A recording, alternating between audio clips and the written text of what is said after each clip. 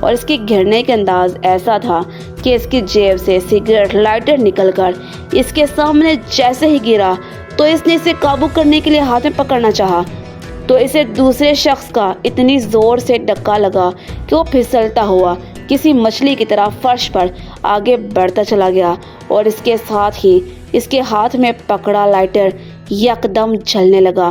ہم چونکہ یہ تمام منظر سامنے اسکرین پر دیکھ رہے تھے، جب یہ سارا واقعہ ہوا تو ہمیں فوراً احساس ہوا کہ وہاں تو ان کیمیکلز کے ساتھ ساتھ وہ بم بنانے والا کیمیکل بھی ایک ڈرم میں موجود ہے۔ یہ خیال آتے ہی ہمارے ہوش اڑ گئے اور ہمیں سمجھ ہی نہیں آ رہی کہ کس طرح اس جلتے ہوئے لائٹر کو وہاں سے نکالیں۔ زیادہ فکر کرنے والی یہ بات ہے کہ اکثر لائٹر خودکار ہوتے ہیں کہ انگوٹھے کی مدد سے دبانے پر شعلہ بھڑکتا ہے اور پھر یکدم بجھ جاتا ہے، لیکن اس لائٹر میں ایسا نہیں ہے۔ اسے شعلہ جلنے پر دوبارہ خود بجھانا پڑتا ہے۔ اس کے ساتھ مقناطیسی پٹی لگی ہوئی ہے جسے دائیں جانب گھمانے پر شعلہ بجھتا ہے۔ یہ سب ہمیں اس لیے معلوم ہے کہ وہ اکثر ہمارے سامنے بھی کئی بار سگریٹ نوشی کر چکا ہے، اس لیے اگر خدا نخواستہ اس لائٹر کی وجہ سے اس کیمیکل نے آگ پکڑ لی تو پوری لیبارٹری کے ساتھ ساتھ ہم سب بھی راکھ کا ڈھیر بن جائیں گے۔ ڈاکٹر واٹسن نے خوفزدہ لہجے میں انباسا کو تفصیل سے بتا دیا۔ اور وہ سب بیوقوف اس وقت وہاں موجود ہیں؟ انباسا نے بھی غصے اور گھبرائے ہوئے لہجے میں سے پوچھا۔ اس کے چہرے پر بھی ہوائیاں اڑنے لگی تھیں، اس کے تو جیسے ہاتھ پاؤں پھول گئے تھے۔ اسے کچھ سمجھ نہیں آ رہی تھی کہ اس کو کیا کرے۔ اسے اپنا تمام خواب چکنا چور ہوتا دکھائی دے رہا تھا۔ اسے ڈاکٹر واٹسن سمیت تمام عملے پر غصہ تھا جن کی بے وقوفی سے ان کا اربوں روپے کا پروجیکٹ ٹکے کا ہونے جا رہا تھا۔ وہ سب تو اٹھ کر فوری وہاں سے نکل آئے تھے، لیکن اب وہ خودکار دروازہ ہم نے مکمل سیل کر دیا ہے، لیکن سی سی ٹی وی کیمرہ بھی اب کام نہیں کر رہا ہے اور ہمیں کچھ پتہ نہیں ہے اس وقت اس کمرے کی کیا حالت ہے۔ پتہ نہیں وہ لائٹر بجھ چکا ہے یا ابھی تک جل رہا ہے، ہمیں بالکل بھی اندازہ نہیں ہے۔ اب ہم اسی سوچ میں ہیں کہ کیا کریں۔ یہاں سے فوری طور پر نکلا بھی نہیں جا سکتا ہے کیونکہ لیبارٹری کے مین دروازے کا آٹو ڈور سسٹم بھی جام ہو گیا ہے۔ اگر وہ لائٹر اس کیمیکل کو چھو گیا تو پھر اس لیبارٹری کو دنیا کی کوئی طاقت نہیں بچا پائے گی، اور اس کے ساتھ ساتھ ہم سب بھی جل کر کوئلہ ہو جائیں گے۔ تو اب کیا ہم ہونکوں کی طرح یہاں کھڑے اس دھماکے کا انتظار کریں گے جو اس لائٹر کے چھونے کی وجہ سے ہوگا؟ انباسا نے غصیلے لہجے میں ڈاکٹر واٹسن کی طرف دیکھتے ہوئے کہا۔ ڈاکٹر واٹسن نے جواب دینے کے لیے بھی منہ کھولا ہی تھا کہ اچانک دور ایک زوردار دھماکہ سنائی دیا، اور اس کی آواز وہاں کھڑے تمام افراد پر کسی ایٹم بم کی طرح گری۔ او گاڈ، وہی ہوا جس کا ہمیں ڈر تھا۔ دھماکے کی آواز سنتے ہی وہ سب لیبارٹری کے اندر بنے ایک بڑے سے دروازے کی جانب دوڑے جو ایک بڑے سے ہال میں کھلتا تھا۔ دور ایک اور دھماکہ سنائی دیا جو پچھلے دھماکے سے زیادہ زوردار قسم کا تھا، لیکن وہ سب رکے نہیں بلکہ اندھا دھند دوڑتے ہوئے ہال میں پہنچے اور اسی رفتار سے ایک جانب بنی راڈاری نما سرنگ میں بھاگتے چلے گئے۔ یہ سرنگ اوپر کی منزل پر بنے ایک گودام کی طرف جاتی تھی۔ سرنگ میں اس وقت ملکچا سا اندھیرا پھیلا ہوا تھا جس کی وجہ سے ہلکا ہلکا منظر دکھائی دے رہا تھا۔ وہ اندھا دھند دوڑتے جا رہے تھے۔ پھر اس سے پہلے کہ وہ سرنگ کے دوسرے کنارے تک پہنچتے، انہیں اپنے پیچھے لیبارٹری بگ سے اڑتی دکھائی دی، اور پھر تیزی سے سرنگ میں گاڑھا دھواں بڑھتا چلا گیا۔ یہ دیکھ کر ان سب کے منہ سے خوف کے مارے چیخیں نکل گئیں۔ انہیں اپنی موت سامنے نظر آنے لگی۔ ظاہر ہے سگریٹ کے لائٹر نے اس کیمیکل تک رسائی حاصل کر لی ہوگی جس کی وجہ سے وہاں سب کچھ تباہ ہونے کے بعد آگ کے شعلوں نے لیبارٹری کا رخ کر لیا تھا، اور اب اس کا نتیجہ ان سب کے سامنے تھا۔ انباسا اور ڈاکٹر واٹسن کی حالت تو جیسے پاگلوں والی ہو گئی تھی۔ سب کچھ ان کی آنکھوں کے سامنے پل بھر میں ہی تباہ و برباد ہو گیا تھا، اور وہ بے بسی سے اپنے سوائے ہونٹ کاٹنے کے اور کیا کر سکتے تھے۔ اب بھی وہ سب کھڑے سوچوں میں گم تھے کہ اچانک انہیں ایسے لگا جیسے سرنگ چھت تیزی سے نیچے کی جانب جھکتی چلی آ رہی ہو۔ یہ دیکھ کر سب کی سانسیں رکنے لگی۔ ظاہر ہے ان دھماکوں کی مدد سے ان سرنگ کی چھت بھی تباہ ہو گئی تھی اور اس کا ملبہ تیزی سے نیچے کی جانب گر رہا تھا۔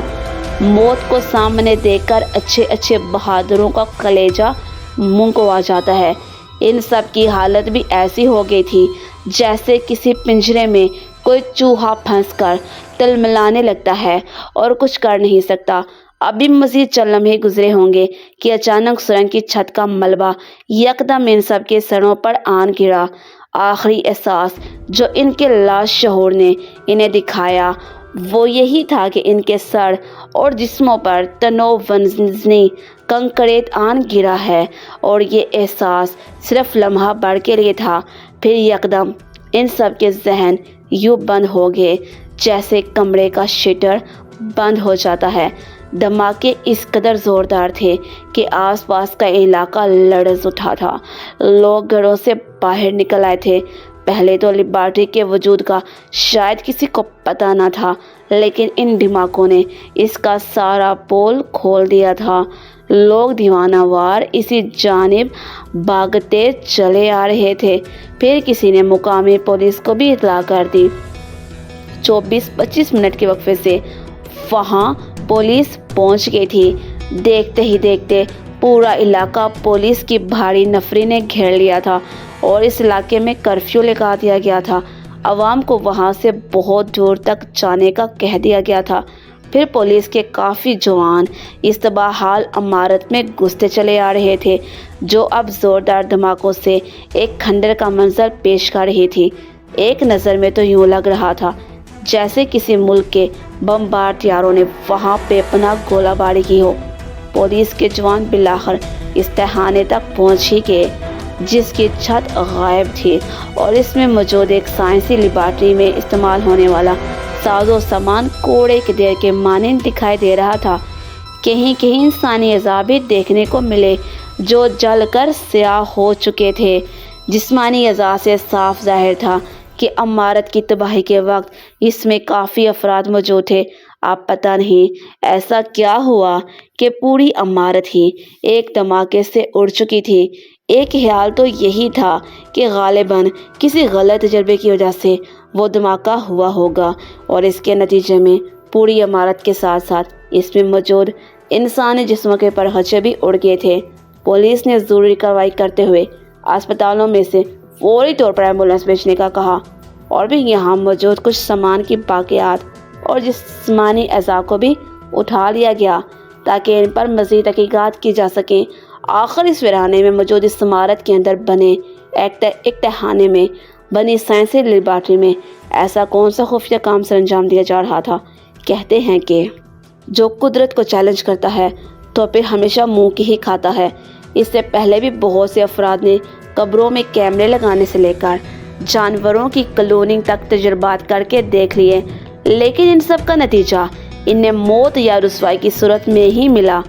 قدرت نے انسان کو صرف اتنا علم عطا کیا ہے جتنا قدرت چاہتی ہے۔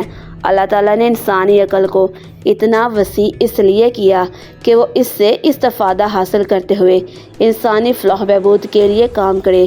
کچھ ایسے افراد نے اسے استعمال کرتے ہوئے حقیقت میں انسانوں کی بہتری اور فائدے کے لیے بہت سی ایجادات اور کام سر انجام دیے، لیکن انہی میں بہت سے افراد نے اپنی عقل کا غلط استعمال کرتے ہوئے دجالی فتنوں کو تخلیق کر کے اپنی جانیں تک گنوا دی۔ اللہ بہت طاقتور ہے۔ اللہ کی قدرت کے آگے انسان کا ایک ذرا بھی طاقت نہیں رکھتا۔ انسان جتنی مرضی ترقی کر لے لیکن پھر بھی اللہ کا محتاج ہی رہے گا۔ ان لوگوں نے اللہ تعالیٰ کی تخلیق کردہ مخلوق کو چیلنج کرتے ہوئے ہیومن کلوننگ بنانا چاہے، لیکن اللہ تعالیٰ نے انہیں نیست و نابود کر دیا۔ بے شک اللہ تعالیٰ ہر چیز پر قادر ہے۔